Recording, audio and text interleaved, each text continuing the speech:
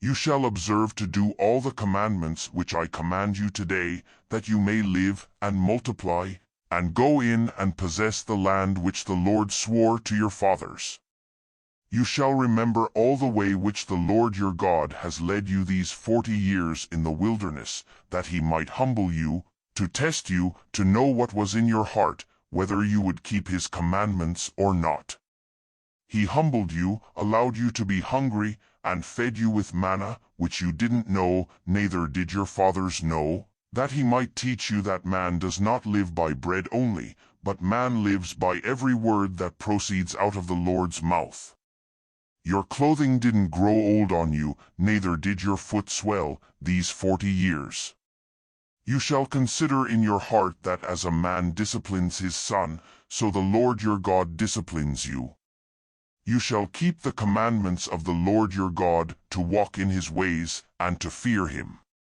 For the Lord your God brings you into a good land, a land of brooks of water, of springs, and underground water flowing into valleys and hills, a land of wheat, barley, vines, fig trees, and pomegranates, a land of olive trees and honey, a land in which you shall eat bread without scarcity, you shall not lack anything in it, a land whose stones are iron, and out of whose hills you may dig copper.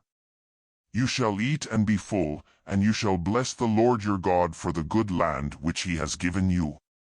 Beware lest you forget the Lord your God, in not keeping his commandments, his ordinances, and his statutes, which I command you today, lest, when you have eaten and are full, and have built fine houses and lived in them, and when your herds and your flocks multiply, and your silver and your gold is multiplied, and all that you have is multiplied, then your heart might be lifted up, and you forget the Lord your God, who brought you out of the land of Egypt, out of the house of bondage, who led